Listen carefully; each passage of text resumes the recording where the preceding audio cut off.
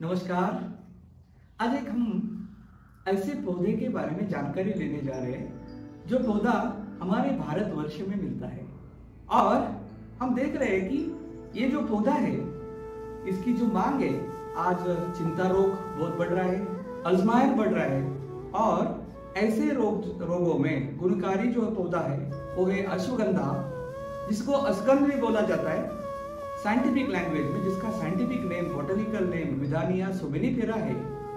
ये सोलानेसी कुल का पौधा है और आयुर्वेद में इसके अलग अलग नाम बताए गए हैं। इसको वराह करने भी बोला गया है, वरदा बोला गया है, बलदा, कुष्ठ, गंधिनी ऐसा भी बोला गया है। ये जो पौधा है लगभग अगर हम देखें तो 30 सेंटीमीटर से 120 सेंटीमीटर तक बढ़ता है और ये जो पौधा है इसका औषधि महत्व हमारे आयुर्वेद जैसे शास्त्र में, हमारे भारतवर्ष की जो अलग अलग चिकित्सा पद्धति है जिसमें यूनानी पद्धति हो, सिद्ध औषधि पद्धति हो और हमारे बहुत ही गुणकारी जो हमारी आयुर्वेद औषधि पद्धति है, इसमें अश्वगंधा के बारे में जानकारी दी गई है।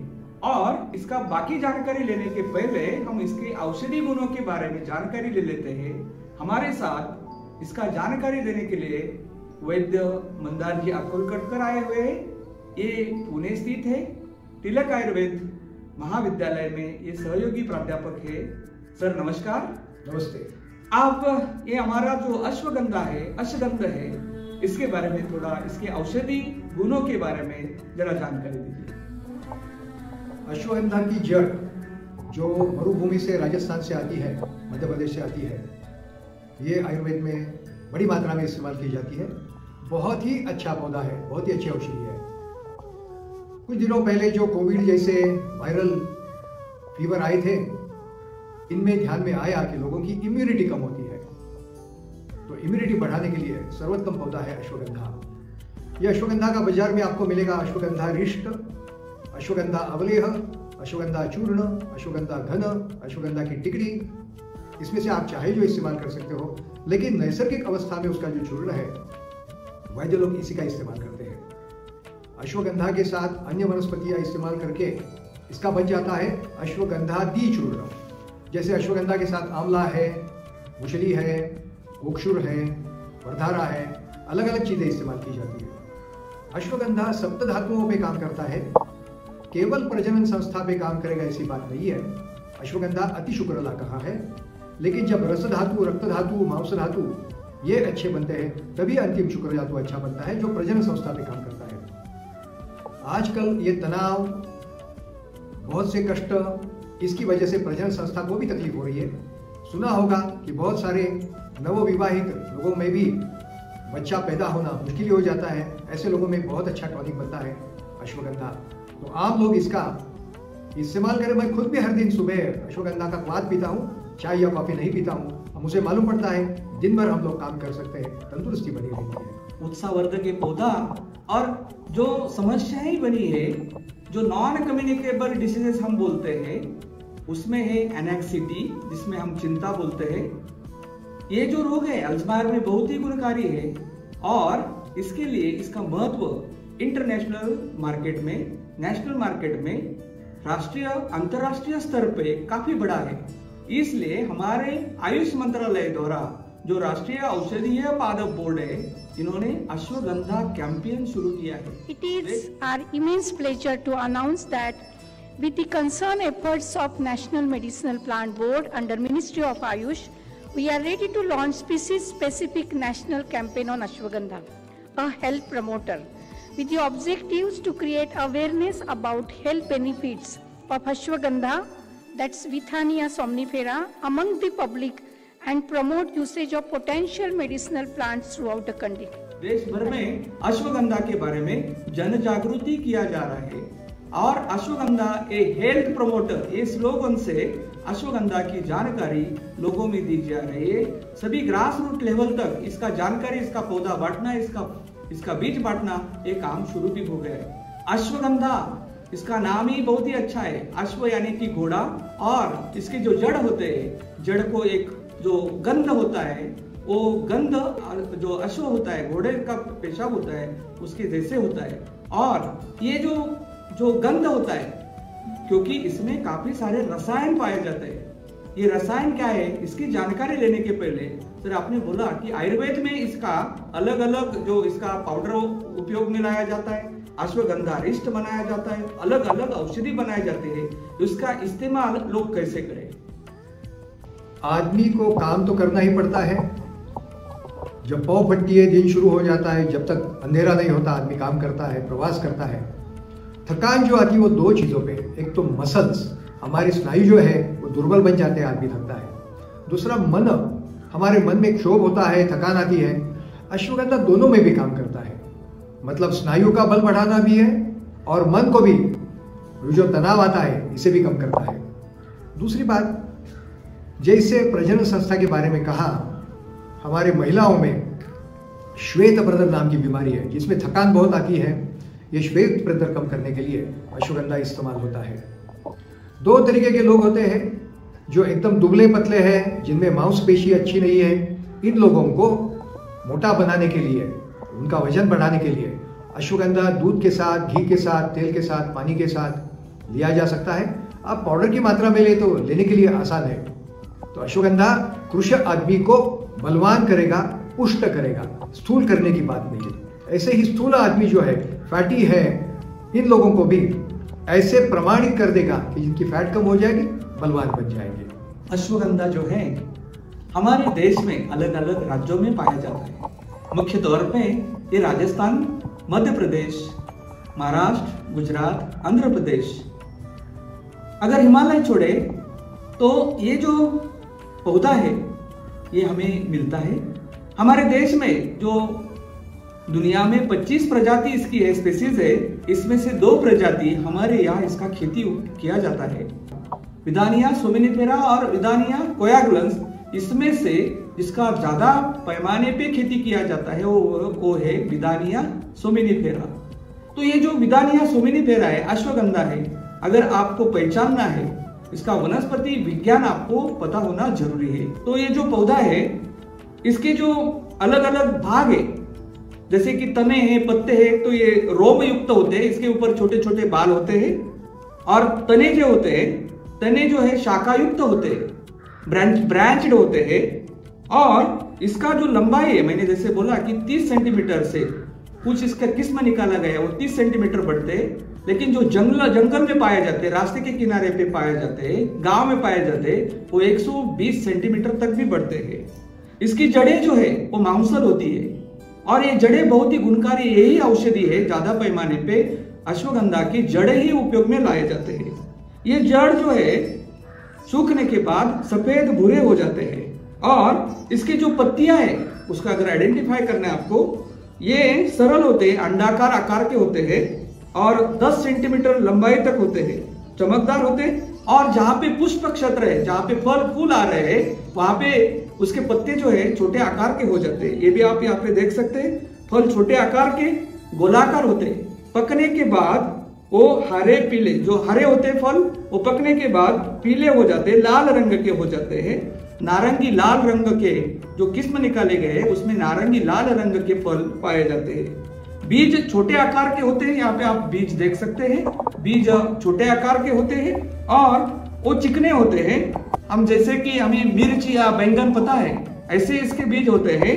वो 2 मिलीमीटर चौड़े होते हैं और आधा मिलीमीटर 0.5 मिलीमीटर वो मोटे होते हैं। और ये बीजों द्वारा ये इसका पौध बनाया जाता है, पौधशाला में पौध बनाया जाता है और इसका खेती जो है ये बीजों से किया जाता है। तो सर ये जो अश्वगंधा है, मैंने जैसे बोला कि इसके जो जड़ है ये बहुत ही गुणकारी है और ये जड़ों का श्रेणीकरण किया जाता है। यहाँ पे 4 प्रकार में इसका श्रेणीकरण किया जाता है, grade A, grade B, grade C और ग्रेड डी।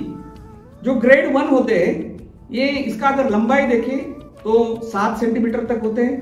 अगर दूसरे ग्रेड में आप देखें तो ये 5 सेंटीमीटर तक होते हैं। तीसरे ग्रेड में आप देखें तो 3-4 सेंटीमीटर तक होते हैं। और जो भी छोटे मोटे जड़ होते हैं वो ग्रेड डी में चले जाते हैं, ग्रेड 4 में चले जाते हैं। तो इसका श्रेणीकरण करना बहुत ही जरूरी है।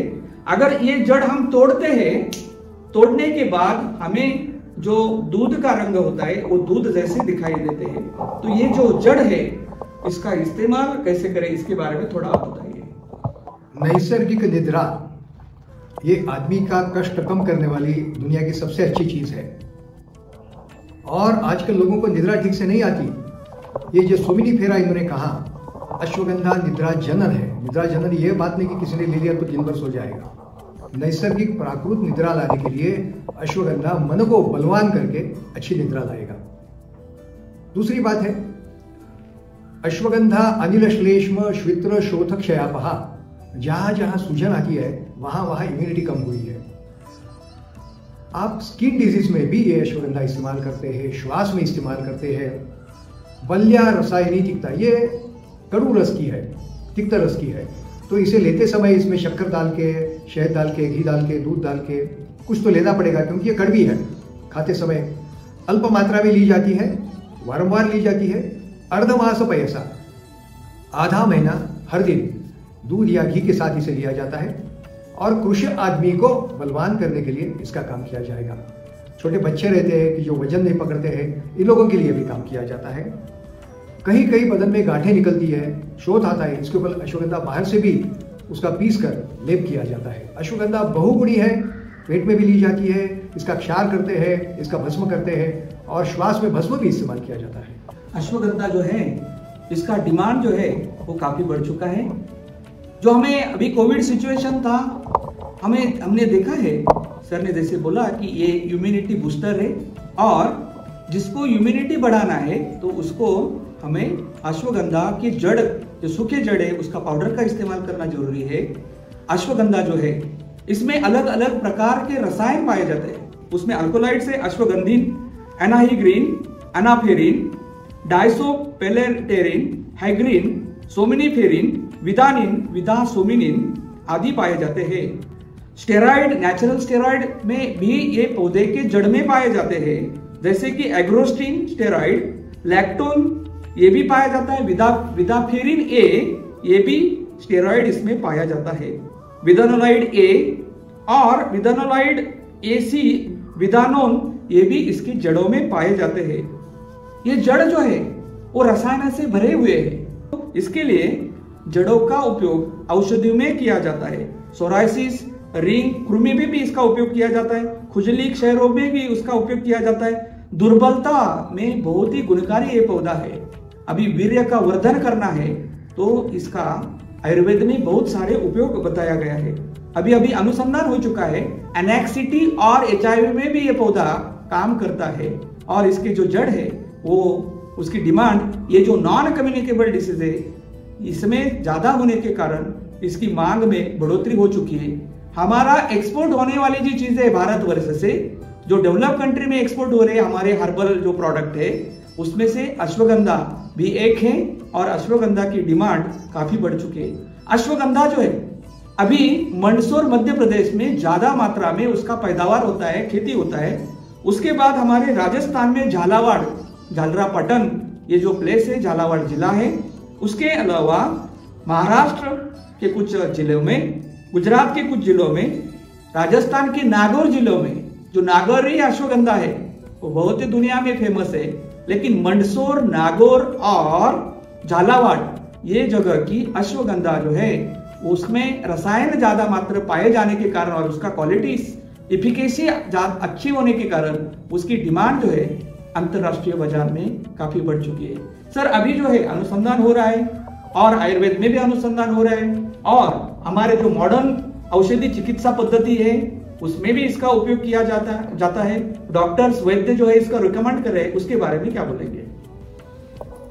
कुछ बीमारियां ऐसी है जिससे लोग डरते भी है, जो हृदय रोग कहा जाता है।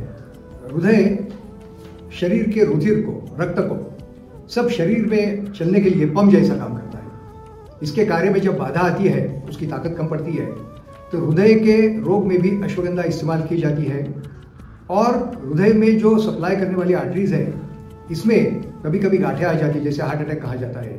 ये न आने के लिए हृदय का शूल मतलब हृदय में जो दुख होता है ये कम करने के लिए नियमित रूप से अश्वगंधा बेहड़े के साथ विविधक के साथ लिया जाता है। और एक बीमारी है आमोवात। आमोवात ये इम्यूनिटी से रिलेटेड है। छोटे छोटे संधि जो है इसमें सूजन आती है, दर्द होता है, बहुत ही चलाना मुश्किल हो जाता है उसे। इसमें इम्यूनिटी बढ़ाने के लिए अश्वगंधा काम करता है। तो हृदय रोग में, आमोवात में। और तीसरी बात है गर्भाशय में जो सूजन आती है महिलाओं के, तो फिर उनको मासिक रजस्राव में तकलीफें बनती है, ये कम करने के लिए भी अश्वगंधा का इस्तेमाल होता है। श्वास रोग में होता है। शादी के बाद दंपति सुख में अश्वगंधा दोनों को भी बराबर मदद करता है क्योंकि प्रजनन संस्था के ऊपर ये काम करता है। तो प्रेगनेंसी के बाद जब बच्चा पैदा कर दिया माँ ने, तो उसको भी जो दुर्बलता आती है वो कम करने के लिए अश्वगंधा काम करेगा। अश्वगंधा हर एक चीज में लेना काम की बात है, दीर्घकाल के लिए उपयुक्त है। उत्साह वर्धन करने वाली अश्वगंधा जो है मांग तो काफी बढ़ रही है, जड़ों की मांग बढ़ रही है, औषधियों की भी मांग बढ़ रही है। लेकिन अगर इसके जड़ पैदा करने हैं तो इसकी खेती करनी पड़ेगी। इसका खेती करना पड़ेगा तो इसकी मिट्टी और जलवायु की जानकारी भी हमें जरूरी है। जो मिट्टी है वो रेतीली, जहाँ पे रेतीली मिट्टी है, जहाँ पे बुली दोमट मिट्टी है, और जो मिट्टी जो है पानी पकड़ने वाली नहीं है, पानी छोड़ने वाली मिट्टी है, जिसमें बालू होती है, बालू का मय है। और ऐसे मिट्टी में, रेतीली मिट्टी में इसका बहुत ही अच्छा खेती होता है। जो मिट्टी का पीएच लगभग 6 से 8 तक होता है, और जहां पे जलवायु जो है वो 500 मिलीमीटर से 700 मिलीमीटर तक होता है। वर्षा जो है कम वर्षा में होने वाला ये पौधा है, ये पौधों की खेती की जाती है। कम वर्षा क्षेत्र में इसका लागत किया जाता है, खेती किया जाता है। और जहां पे 1-2 बुआई होने के बाद 1, 2 या 3 वर्षा अगर हो जाती है तो ये पौधा बढ़ जाता है। और ऐसे ही जगह में इसका खेती करना जरूरी है। जहाँ ज्यादा बारिश वाला क्षेत्र है, ऐसे क्षेत्र में इसका खेती नहीं करना है। और इसका जब खेती करना है तो जुलाई अगस्त में जब बारिश हो जाता है तो इसका जुलाई अगस्त में इसका बुआई करना जरूरी होता है। बीज से इसका बुआई किया, इसका खेती किया जाता है, इसका रोपण किया जाता है, बीज से ही करना जरूरी है। और हम ड्रिलिंग मेथड या ब्रॉडकास्टिंग मेथड से इसका हम बुआई कर सकते हैं। और बुआई के लिए जब हमें खेत में ये लगाना है तो लगभग 10 किलो बीज जो है वो 1 एकड़ के लिए लगता है। और इतना ही क्वांटिटी, अगर हम कम बीज डालते हैं तो भी हमें जो उत्पाद मिलने वाला है कम मिलेगा, ज्यादा बीज डालते हैं तो भी हमें उत्पाद में फर्क मिलेगा। इसलिए 10 किलो कम ज्यादा 10 किलो अगर हम करते हैं, 10 किलो ही एकड़ में डालते हैं तो हमें अच्छा उत्पाद मिलता है। क्योंकि नंबर ऑफ प्लांट्स एक एकड़ में अगर उतने आ जाते हैं, उसका जर्मिनेशन 80-90% है बीज का, तो हमें उत्पाद अच्छा आता है। लेकिन अगर इसका सर हमें खेती करना है, इसके कुछ किस्म भी निकाले गए हैं ज्यादा उत्पाद देने वाले, जो हमें उत्पाद मिलने वाला है, जड़ मिलने वाले, जड़ में ज्यादा जो रसायन मिलते हैं, उसमें कुछ किस्म जो निर्माण किए गए अलग अलग संस्था द्वारा, उसमें से पोषिता जो जाति है, किस्म है, उसको रक्षिता भी बोला जाता है। पोषिता, रक्षिता, जवार अश्वगंध 20, JA20 नाम से भी ये जाना जाता है। JA134 यानी कि जवार अश्वगंध 134 ये किस्म निकाला गया है जवाहरलाल विश्वविद्यालय द्वारा। उसके अलावा नागौरी गुजरात विश्वविद्यालय जो कृषि विश्वविद्यालय है उसके द्वारा गुजरात आनंद अश्वगंधा ये निकाला गया है। हॉर्टिकल्चर कॉलेज जो है मंदसौर मध्य प्रदेश, उसके द्वारा राज विजय अश्वगंधा 100 ये किस्म निकाला गया है।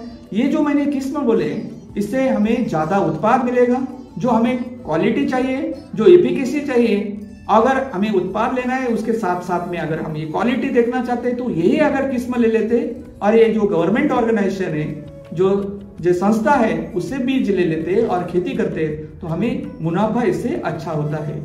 तो अगर हमें इसका खेती करना है, लेकिन खेती करने के बाद आपके मन में होगा इसको बेचे कहाँ, यह इसका मार्केट का है, तो सर मार्केट तो काफी बढ़ रहा है, तो मार्केट के बारे में आप थोड़ा बताइए।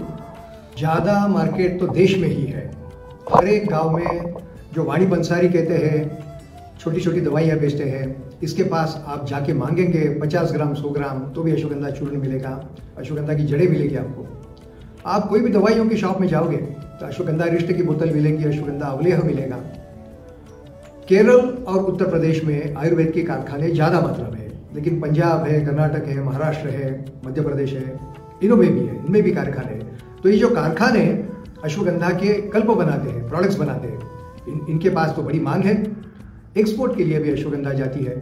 जो बहुत ही कम चीज़ें इंडिया से बाहर बेची जाती है, इनमें से जो अश्वगंधा है तो ये एक बड़ी पैमाने पे बेची जाने वाली वनस्पति है कि जो विदेश के लोगों को भी मालूम है कि ये इम्यूनिटी बढ़ाने के लिए काम आने वाली वस्तु है। सो देशी बाजार भी है, विदेशी बाजार भी है। इसका लोकल मंडी जो है मंदसौर में इसका लोकल मंडी है, लेकिन हम नीमच मंडी जाते हैं, मध्य प्रदेश स्थित है नीमच मंडी, ये हमारा नेशनल मंडी जैसा है। इसके अलावा खारी बावली, ये जो दिल्ली स्थित मंडी है, यहाँ पे भी इसको बेचा जा सकता है। लोकल मंडी भी डेवलप होने लगी है। क्लस्टर बेसिस पे अगर इसका खेती करते, समूह करके किसान अगर खेती करते तो ये लोकल बेसिस पे भी बेचा जा सकता है। लेकिन मैंने जैसे बोला, खेती करना है तो बीज हमें अच्छा क्वालिटी का लेना है। 1 किलो में लगभग 5 लाख बीज होते हैं और बीज हम बुआई करते तो 6 या 8 दिन में उसका अंकुरन हो जाता है। और पहले अंकुरन के टाइम में अगर उसको पानी दे देते हैं, उसके बाद हमें अगर हम 2 या 3, अगर वर्षा हो जाती है नेचुरल तो ठीक है, नहीं तो 2 या 3 बार पानी देना पड़ेगा। लेकिन हमें ये ध्यान में रखना है 120 दिन के पहले इसको नहीं निकालना है जमीन से और 150 दिन के भी बाद नहीं निकालना है।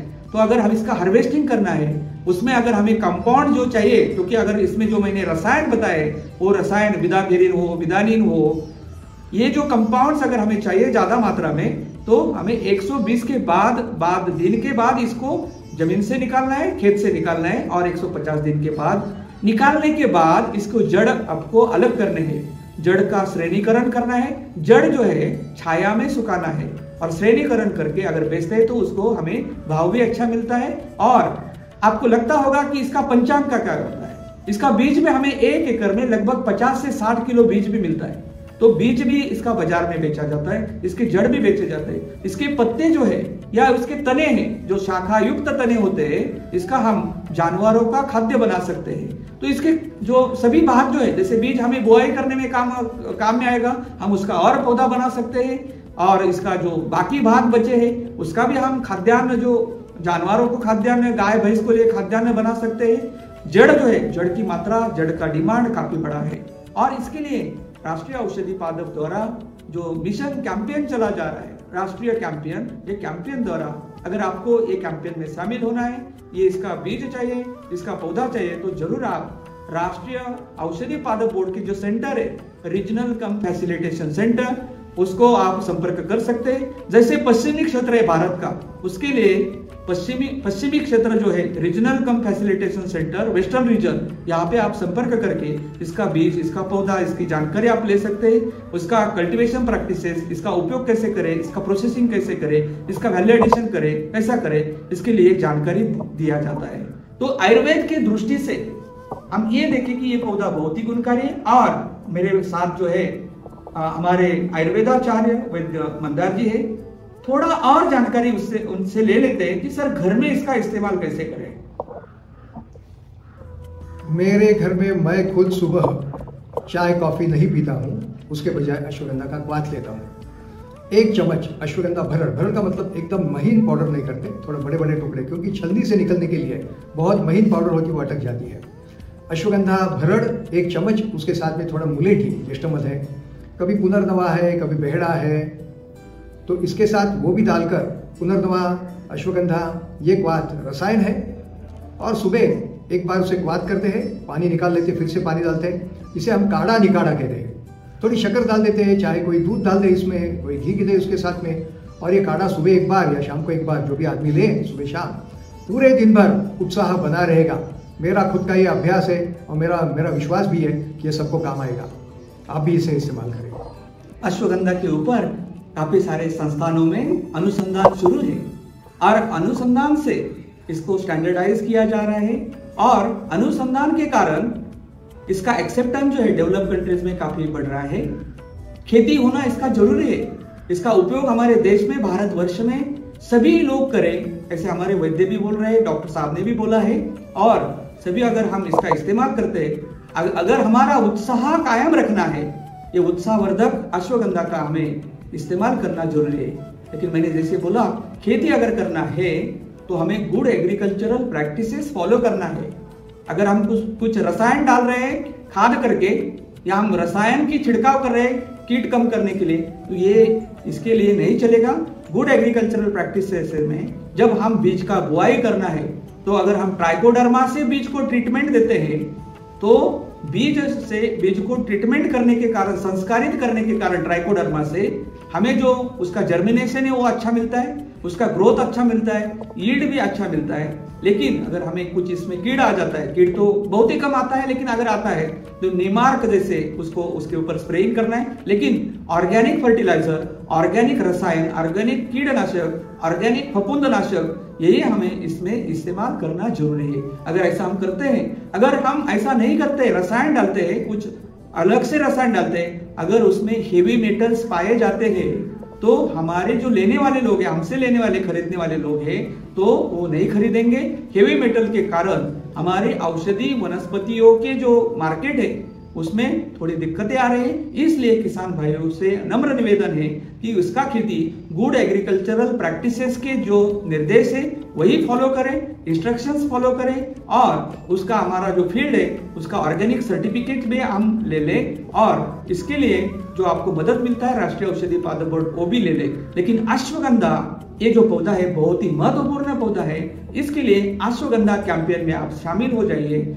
अश्वगंधा हेल्थ प्रोमोटर है, इम्यूनिटी बूस्टर है, एनेक्सिटी में काम करता है, चिंता रोग में बहुत ही गुणकारी है।